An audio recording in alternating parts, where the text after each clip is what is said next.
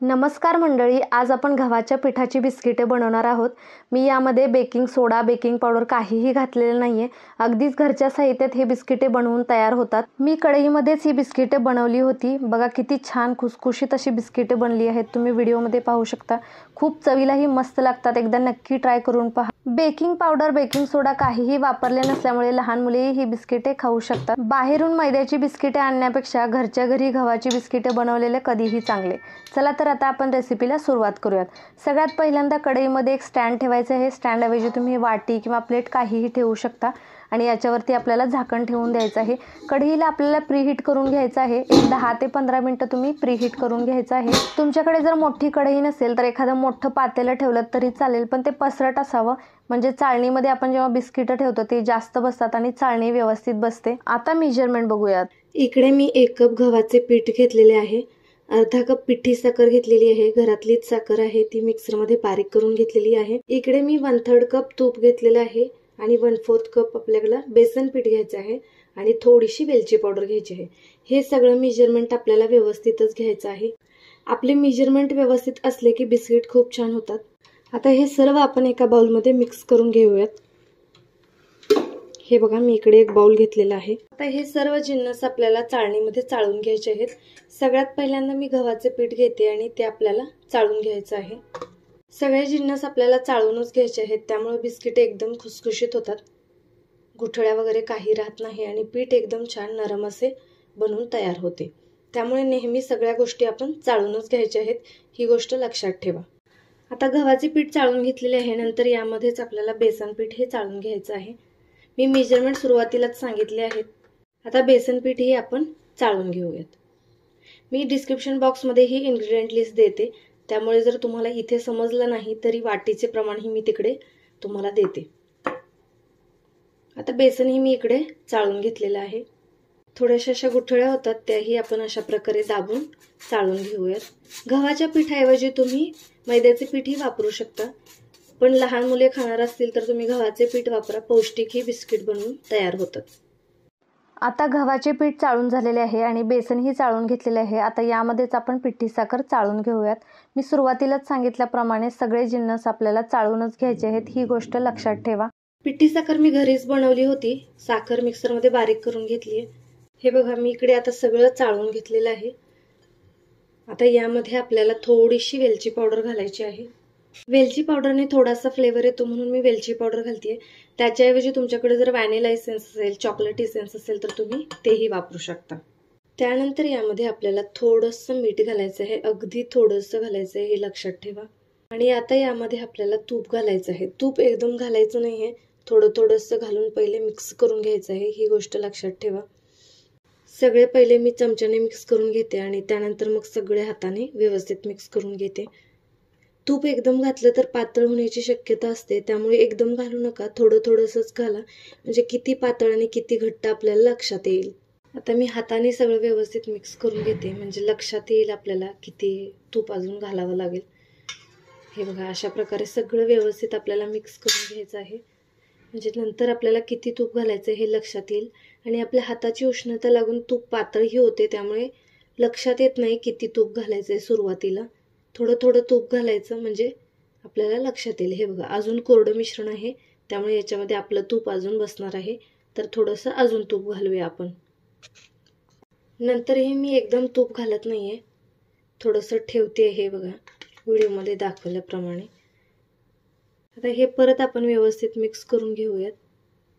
हे बघा, मी थोडंसं तूप घातल्यानंतरही अजून आपलं थोडंसं मिश्रण कोरडंच आहे, त्यामुळे उरलेलं तूपही यामध्ये आपण आता घालून देऊयात।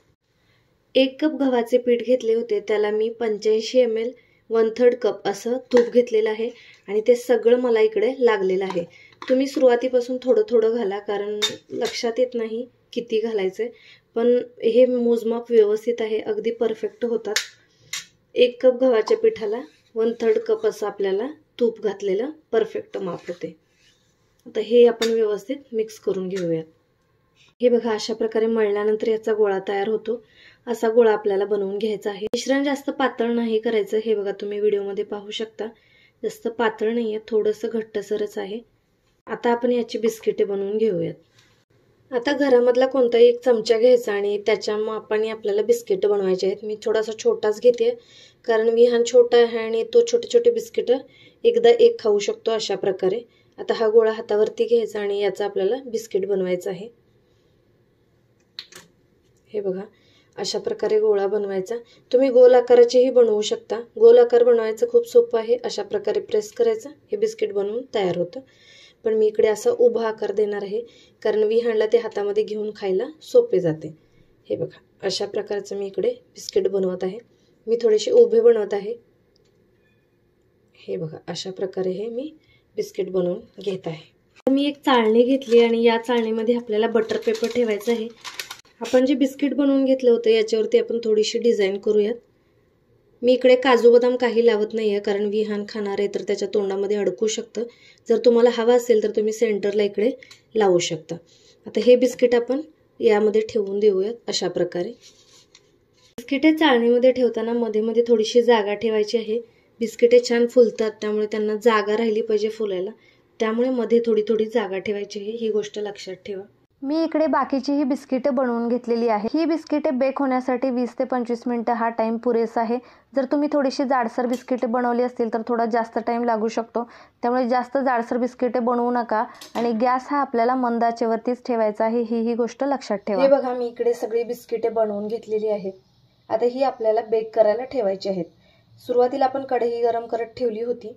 प्रीहीट केलेली आहे कढई. आता त्यामध्ये आपल्याला हे बिस्किट ठेवून द्यायचे आहेत. प्रीहीट करायला ठेवलेल्या कढईवरचं आता आपण झाकण काढूयात. सावकाश काढायचं आहे कारण खूप गरम झालेलं असतं. आणि मी इकडे स्टँड ठेवलेला आहे. आता त्याच्यावरती बिस्किट ठेवूयात. कढई खूप गरम असल्यामुळे बिस्किट एकदम सावकाश ठेवायचे आहेत. आता याच्यावरती आपल्याला पॅक झाकण ठेवायचं आहे. हवा कुठूनही जाऊ द्यायची नाहीये. असं एकदम पॅक झाकण ठेवायचं आहे. हळू ठेवा, कढई गरम असते. हे बघा, अशा प्रकारे पॅक करून घ्यायचं आहे आणि याच्यावरती काहीतरी ओझं दगड वगैरे ठेवायचं आपण. मी इकडे माझा खलबत्त्याचा दगड ठेवतेय जेणेकरून यामधून हवा बाहेर येणार नाही. तुमच्याकडे जर खलबत्ता नसेल तर तुम्ही याच्यावरती दुसरं काहीही ठेवू शकता. एखादा वजनदार डबा ठेवा ज्यामध्ये आपण काही सामान भरलेलं असतं, जेणेकरून हवा बाहेर आली नाही पाहिजे. हीच फक्त एक गोष्ट लक्षात ठेवा. आता 20 ते 25 मिनिटं ही बिस्किटे आपल्याला बेक करायला ठेवायची आहेत. 20 ते 25 मिनिटं हा टाइम परफेक्ट आहे. जर तुम्ही बिस्किटे जाड बनवली तरच तुम्हाला जास्त वेळ लागू शकतो. आता हे आपण काढून घेऊयात. आपले बिस्किट बनले असतील, आपण आता बघूयात. मी 22 मिनिटांनंतर गॅस चेक केला होता. माझे बिस्किट अगदी परफेक्ट बनवून तयार झाले होते. हे बघा, असं सावकाश तुम्ही काढायचं आहे. कापड पकडा कारण खूप गरम झालेलं असतं. आणि बिस्किट थोडंसं उलटून पाहायचं, म्हणजे थोडासा लालसर कलर आला असला की समजायचं आपलं बिस्किट बेक झालेलं आहे. जास्त जर तुम्ही वेळ ठेवला तर बिस्किट करपतात. त्यामुळे जास्त वेळ नका ठेवू. एवढंच वेळ ठेवायचं म्हणजे बिस्किट परफेक्ट बनतात. आता याच कढईमध्ये मी बाकीची उरलेली बिस्किटे बनवून घेणार आहे. एकाच चाळणीमध्ये सगळी बिस्किटे बनत नाहीत त्यामुळे परत एकदा ठेवली. मध्येच अगदी बेकरी स्टाईल नान कटाई किंवा याला तुम्ही बिस्किटही म्हणू शकता. खूप सोप्या पद्धतीने आपले बनवून तयार होतात. तुम्ही एकदा नक्की ट्राय करून पहा. आता दुसऱ्यांदाही आपल्याला सेमच प्रोसिजर फॉलो करायची आहे. प्रीहीट करून नंतर आपल्याला बिस्किटे बेक करायला ठेवायचे आहेत. हे बघा, मी दुसऱ्यांदा ही बिस्किटे बेक करून घेतली. आता बिस्किटे पूर्णपणे थंड होऊ द्यायचे आहेत. त्यानंतर मी तुम्हाला हे बिस्किट असे तोडून दाखवते. हे बघा, सगळी बिस्किटे थंड झाल्यावरती मी एका प्लेटमध्ये काढून घेतलेली आहेत. तुम्हाला मी एक बिस्किट दाखवते. पाठीमागच्या साईडने किती छान व्यवस्थित बेक झालेलं आहे. आतमध्येही कच्चं नव्हतं, व्यवस्थित भाजलं गेलं होतं. हे बघा, तोडल्यावरती किती छान आतमध्ये खुसखुशीत दिसत आहे. दिसायला जितके बिस्किटे छान दिसतात तितकेच टेस्टलाही छान झाले होते. तुम्हाला कसे वाटले हे गव्हाचे पौष्टिक बिस्किटे? कमेंट करून नक्की सांगा. व्हिडिओ आवडला असेल तर लाईक करा, शेअर करा. भेटूया अशाच एका नवीन रेसिपीसोबत. तोपर्यंत बाय बाय.